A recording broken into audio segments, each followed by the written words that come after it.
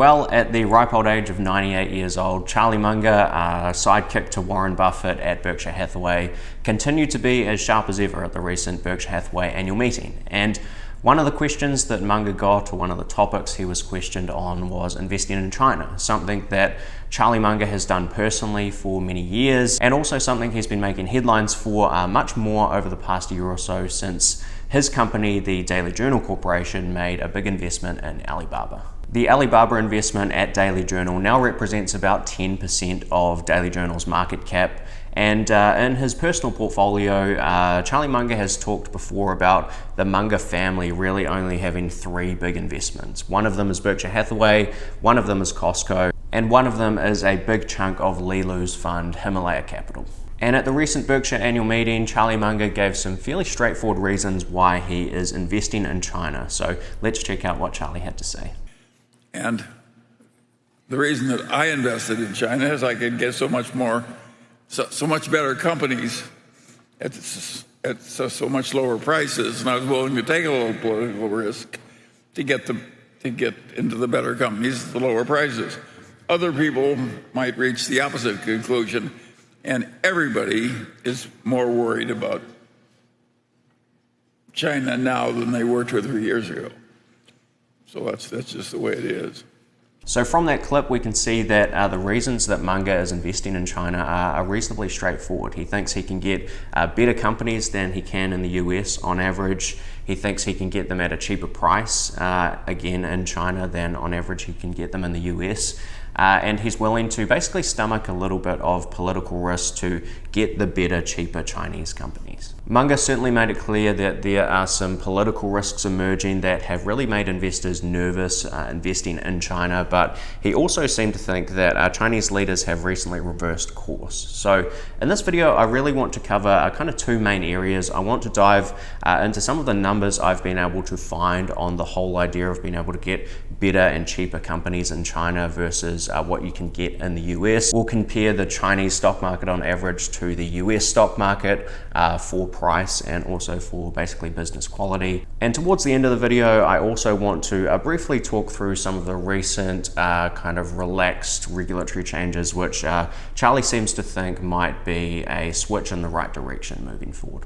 Now, when it comes to analyzing whether Chinese businesses on average are better and cheaper than their US counterparts, there's a couple of ways that we can approach trying to figure that out. And luckily for us, we have someone who actually has an entire quantitative value investing strategy dedicated to trying to buy above average businesses at below average prices. And that happens to be Joel Greenblatt's famous magic formula, which he wrote about in the little book that beats the market. From 1988 to 2004, the magic formula generated about 33% annualized returns versus 14% in the S&P 500. The outperformance has not been as significant in the last decade or two, although it really is quite hard to go wrong when you're buying a basket of above average businesses for below average prices. Now, in the little book that beats the market and the magic formula from Joel Greenblatt, there are basically 2 metrics, one for price and one for business quality. The metric that Joel Greenblatt uses for cheapness or for price or whatever you want to call it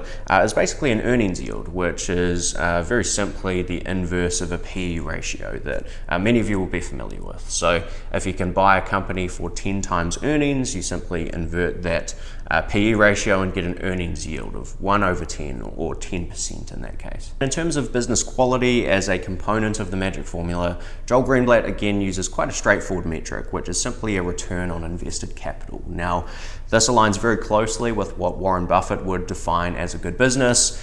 Very simply, a good business from Buffett's perspective is something that generates a high return on capital. So you have some sort of business enterprise where investors can put in a certain amount of money, let's call it $100,000 as an example, and whatever the operations of that business do, they generate a lot of cash flow relative to that $100,000 investment. So if they were able to produce, say, $30,000 in net income each year with that initial $100,000 investment, that would be a 30% return on capital. And clearly, the higher the returns on the invested capital you can get, the better, and it's a great indication of business quality. So how do these numbers stack up for the US market? Let's take the S&P 500 as an example. And how do those compare to the Chinese market if we take something like the Shanghai Composite Index, for example? Well, the differences are actually quite stark in terms of both earnings yield or cheapness and also return on invested capital or business quality. And it turns out Charlie Munger, from a quantitative perspective at least, was very right in his assessment that on average you can buy what looks like better, cheaper businesses in China than you can in the US. So if we start with the simple earnings yield, which is our sort of inverse PE ratio, this is what the current valuations look like, or current earnings yields look like for the US versus China. Now, the S&P 500 currently generates about a 5% earnings yield, and the Shanghai Composite Index is actually ahead by a couple of percentage points, which is a pretty significant difference, earning about a 7% earnings yield. So on first impressions, the basket of Chinese businesses certainly looks cheaper and they generate a higher earnings yield than their US counterparts, but are they just really bad businesses? Do they have a lot of capital invested in them and generate very little cash flows, or are they actually quite cash generative, high return on invested capital businesses? Now, that type of data is actually much more difficult to find in China than it is in the US.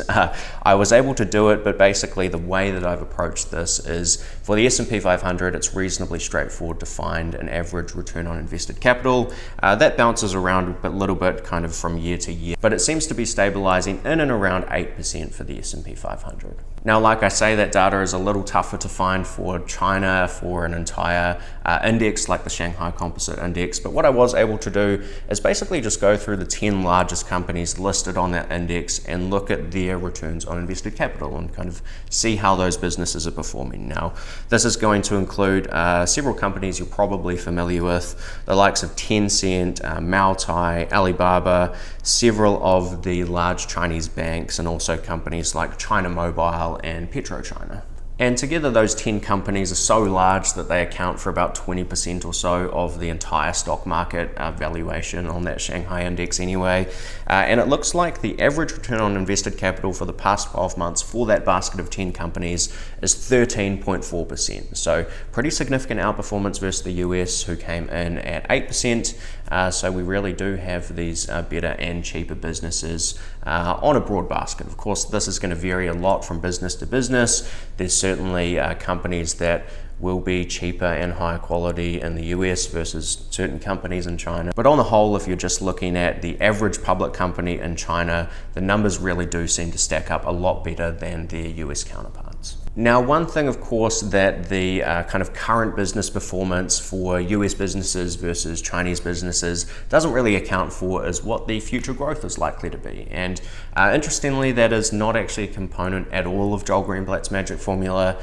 Presumably, he would prefer to look at historic performance rather than try and generate a whole bunch of forecasts about what might happen moving forward. But I think it is interesting to kind of dive into some of those numbers for the US and China. Now, of course, economic forecasts are notoriously inaccurate, but I think they can be directionally right at least, and they can kind of be interesting things to keep an eye on. And the main driver that I really want to focus on here is basically just the general growth of the economy, in this case measured by GDP, or gross domestic product. Now, we know that China has had a very fast rate of GDP growth over the past several decades, and there's kind of, I guess, a lot of political tensions and things that have built up from China steadily catching up to where the US is at, and don't want to get into that in this video. But in terms of the forecast moving forward, which will clearly have some impact on these large publicly listed businesses, the forecast real GDP growth, so after inflation, is forecast to be about 2.5% per year for the next 5 years or so in the US, compared to about 4.9% in China. So whatever you may think of investing in China, from a quantitative perspective at least, the odds really do seem to be in Munger's favor here, where he has better businesses on average, cheaper businesses on average, and you have them kind of situated in an economy that is forecast to grow much faster than the US. Now, just to wrap this video up, I want to briefly touch on a comment of Charlie Munger's, which was Chinese leaders have reversed course. Just in the last day or two, the Chinese leader has sort of reversed course on that and said he went too far and he's going to pull way back, and so on and so on. So we're having some hopeful signs.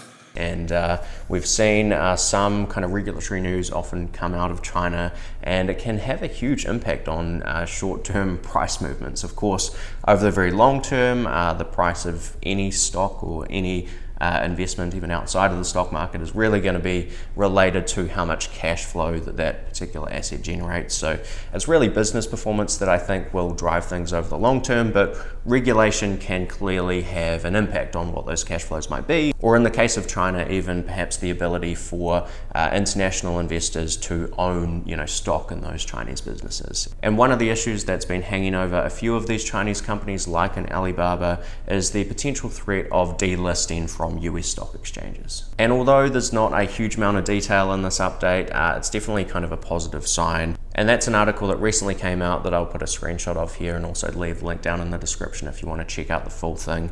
And that's basically that things kind of seem to be moving in the right direction in terms of China and the US working together to get the PCAOB actually on the ground in China. Now, the PCAOB is the Public Company Accounting Oversight Board, and they are essentially the US regulators that want to get to China and basically go through the auditing process and make sure that these companies are doing everything by the book and they're meeting all their obligations to continue being a US listed company. Now that's all I've got for this one, but I do hope you enjoyed the video. If you did, be sure to hit like and also subscribe to the channel if you are new here, and I will see you in the next video. Cheers.